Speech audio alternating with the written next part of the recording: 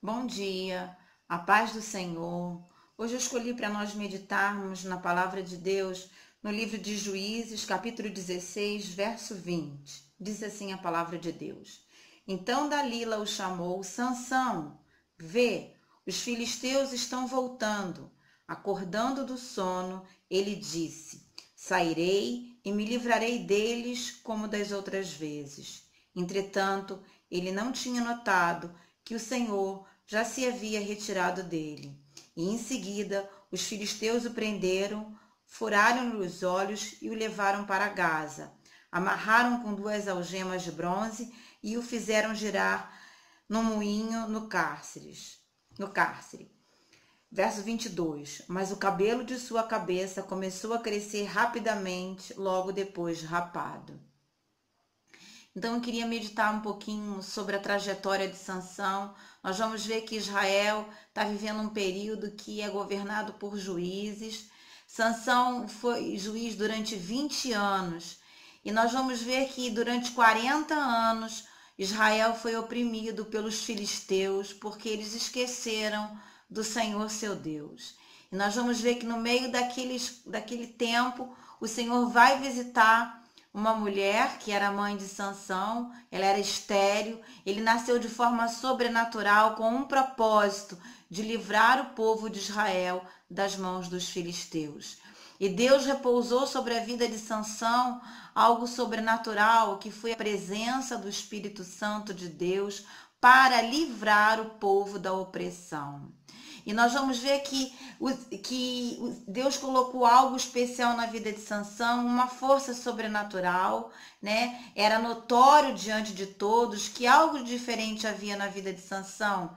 A força dele não estava no cabelo, mas estava no poder de Deus que habitava na vida dele para cumprir o propósito que Deus o tinha designado. E nós vamos ver que Sansão começou a sair daquele propósito inicial do Senhor.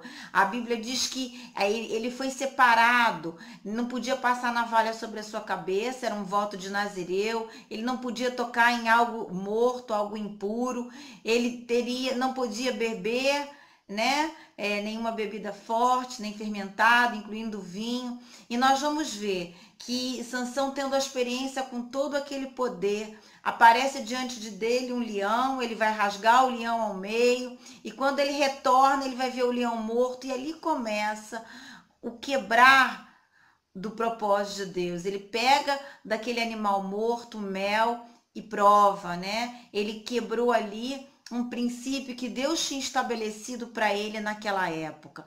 E assim acontece conosco. Quando nós pecamos, nós nos sentimos separados de Deus, mas nós temos que buscar a misericórdia de Deus para que Ele venha gerar em nós o verdadeiro arrependimento, para que em nome de Jesus nós não venhamos a perder a nossa comunhão com Deus. As coisas acontecem muitas vezes sorrateiramente, de forma tão suave, e nós não vamos nos apercebendo disso. Foi assim que aconteceu com a vida de Sansão, e logo nós vamos ver que logo depois ele vai tomar uma mulher filisteia, vai fazer a festa de casamento.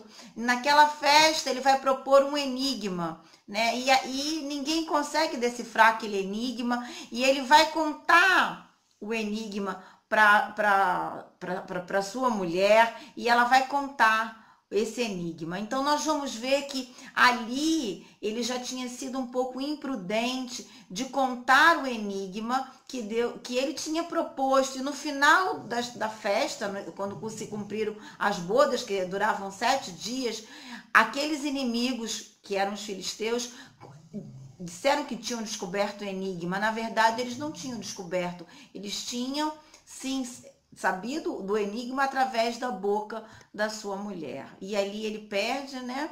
Nós vamos ver que ele sai, ele volta para casa, e quando ele volta para sua mulher, a mulher dele foi dada a outro. E nós vamos ver que Mais tarde ele vai procurar uma prostituta, vai se deitar com ela. A Bíblia diz que um abismo chama outro abismo. Nós começamos a quebrar aqui um pouquinho, depois é mais um pouquinho ali, depois mais um pouquinho ali. Quando vamos ver, aquilo vira uma bola de neve muito grande. E nós vamos ver que mais tarde, depois dele ter se deitado com uma prostituta, ele vai se apaixonar por uma mulher estrangeira chamada Dalila, e ele vai de novo cair no mesmo erro que aconteceu lá atrás. Ele vai contar para aquela mulher o motivo do qual ele tinha aquela preciosidade na vida dele. Era um segredo íntimo dele com o Senhor. Era algo tremendo que Deus tinha colocado sobre a vida dele e não poderia ser compartilhado com qualquer pessoa, nem acerca de nada. Deus estava pedindo dele que ele ficasse no propósito de Deus. E nós vamos ver aqui em Juízes 16, 20. Diz assim, então Dalila o chamou: Sansão, vê os filisteus estão voltando, acordando do sono. Ele disse: sairei e me livrarei deles como das outras vezes. Dalila vai perguntar: por que você é tão forte? Ele vai contar uma historinha que não é real. Aí vem os filisteus e prendem ele e ele sai de forma sobrenatural. Ela vai insistir a segunda vez. Acontece a mesma coisa. Vem os filisteus e ele sai de forma sobrenatural. Acontece a terceira vez. E nisso são sinais que Deus estava dando. Olha o que você está fazendo. Ele começou a brincar com as coisas de Deus, achando que aquele poder jamais ia sair da vida dele, jamais ele ia entristecer, ou seja, ele na verdade, ele se achou superstar. E muitas vezes acontece conosco. Temos que ter cuidado. O dom é do Espírito Santo. Nós somos os vasos de barro, onde a excelência do poder de Deus habita em nós. Nós não detemos esse dom. O dom é do Espírito Santo. Nós somos apenas um instrumento que Deus quer usar para cumprir o seu propósito. E nós vamos ver que ele pensou: eu vou me livrar de novo. Só que ele não percebeu que ali o Espírito de Deus tinha se ausentado dele. E muitas vezes não percebemos que entristecemos o Espírito Santo de Deus quando nós não fazemos a sua vontade, quando nós voluntariamente pecamos e nos afastamos da sua presença. Hoje é tempo de reconciliar com Deus, de se humilhar para que ele venha nos exaltar, de levantar as mãos e reconhecer as nossas fraquezas e clamar pela infinita graça de Deus e pela sua misericórdia, para que venhamos a ser sarados, venhamos a ser curados e venhamos a estar sempre no propósito de Deus, andarmos com ele e sermos aperfeiçoados pelo seu poder. E diz no verso 21 que em seguida os filisteus prenderam, furaram os olhos, levaram para Gaza, amarraram com os algemas de bronze e fizeram girar no moinho do cárcere. Ele foi aprisionado, ele foi envergonhado, ele foi cegado nos seus olhos, ele já estava cego espiritualmente e foi cegado visivelmente. É assim que o pecado faz na nossa vida. É tempo de abandonarmos uma vida de pecado, é tempo de vivermos em novidade de vida, sermos transformados de fé em fé, de glória em glória, para que o Senhor possa realmente usar a nossa vida como instrumento na vida das outras pessoas. Mas o verso 22 é o que mais me encanta. Mas o cabelo de sua cabeça começou a crescer rapidamente, logo depois de rapado. Então, os chefes dos filisteus se ajuntaram para oferecer um grande sacrifício em honra a seu deus Dagom, para comemorar seus feitos. Nosso Deus nos entregou nas mãos de Sansão, nosso principal inimigo.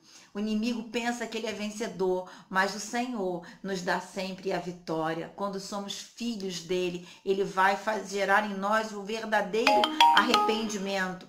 E assim que o povo o avistou, passou a bradar louvores a Deus. Nosso Deus nos entregou nas mãos o nosso adversário, responsável pela destruição da nossa terra, aquele que multiplicou o número dos nossos mortos. Com o coração cheio de júbilo, os inimigos gritavam: trazei Sansão, para que possamos nos divertir com ele. E assim tiraram Sansão do cárcere, a fim de divertir todo o povo. colocaram em pé entre as colunas do templo. O diabo fica rindo de nós o tempo inteiro quando saímos do propósito da presença do Senhor. Mas hoje é tempo de voltarmos para o projeto inicial que Deus tem para as nossas vidas. Então Sansão pediu a um jovem que guiava pela mão: por favor, deixa-me apalpar as colunas em que se apoia o templo, pois preciso me encostar nela.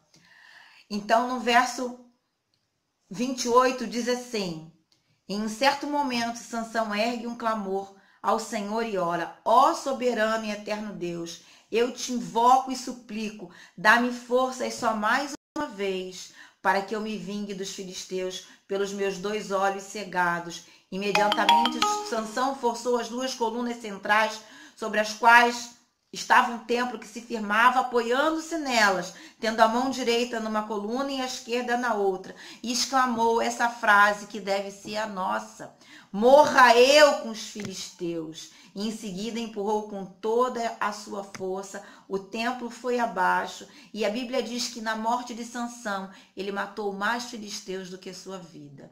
Ou seja, ele teve que dizer: morra eu com os filisteus. Ali foi uma morte realmente em todos os sentidos. Ele estava morrendo para si mesmo, para as suas paixões, estava se arrependendo, e ele estava colocando a sua vida como oferta diante do Senhor. E o propósito de Deus foi cumprido, né? Vencer os filisteus. E quando nós não morremos para a nossa natureza, nós não vamos conseguir andar e vencermos tudo que temos que vencer em Cristo, para podermos ser um vaso escolhido de honra, onde o Senhor deposita o seu poder e sermos bênção na vida das pessoas, né? E para encerrar, eu quero ler Tiago 4, diz assim, 7, sujeitai-vos, pois, a Deus, resisti ao diabo, e ele fugirá de vós. Achegai-vos a Deus, e ele acolherá a todos vós. Pecadores, limpai as vossas mãos, e vós que tendes a mente dividida pelas paixões, purificai o coração. Sem sujeição a Deus, não resistimos ao diabo. Sem sujeição a Deus, não conseguimos resistir a Satanás. Temos que aprender a sujeitar e não deixar a nossa mente dividida em nenhum momento. Temos que colocar as nossas paixões para que o Senhor venha nos curar. E o verso 10 do capítulo 4 termina: humilhai-vos na presença do Senhor, e ele vos exaltará. Foi assim que Sansão fez. Ele reconheceu, ele se lembrou, quando o cabelo dele começou a crescer, ele se lembrou da aliança que o Senhor tinha feito com ele. E ele se humilhou e Deus ouviu a sua oração. É assim que Deus quer que nós venhamos andar, humilhados diante da sua potente mão, sabendo que nós não somos nada, mas o Senhor é tudo em nós, para que ele opere o poder dele através de nós, para que as pessoas possam ser vitoriosas em Cristo Jesus. Não é para você, é para você dar, não é para você se beneficiar, é para você beneficiar os outros. Tenha isso em mente. Senhor, me ajuda a vencer as minhas paixões, as minhas fraquezas, as minhas dificuldades enquanto carne, e que o Espírito Santo possa dominar a minha mente, e que eu seja um crente, um servo do Senhor, repleto da sua bênção, da sua glória, cheio da sua presença, e que eu possa me humilhar reconhecendo a minha natureza, mas que eu possa valorizar a minha identidade em Cristo, porque nele eu posso todas as coisas. Que hoje seja um tempo de refrigério na tua vida, seja um tempo de você meditar. Não permita que o diabo segue seu entendimento, segue os seus olhos, não brinque com as coisas de Deus, valorize cada coisa que o Senhor tem colocado sobre a tua vida e avance para glorificar o nome do Senhor, que você possa morrer para o pecado e viver para Cristo. Essa é a palavra, é a mensagem da cruz. E o Senhor, ele se esvaziou, ele não buscou a sua própria glória, mas buscou a glória do Pai, e morreu na cruz do Calvário para que nós tivéssemos esse reencontro com Deus, fôssemos reconciliados com Deus, que o pecado é apagado. Deus coloca o nosso pecado no mar do esquecimento, mas nós precisamos nos arrepender verdadeiramente verdadeiramente e não brincarmos com as coisas do Senhor. Que você possa entregar tudo nas mãos de Deus e ser um vaso onde o poder de Deus exerce aquilo que ele tem que exercer para abençoar outras vidas. Tenha um bom dia em nome de Jesus.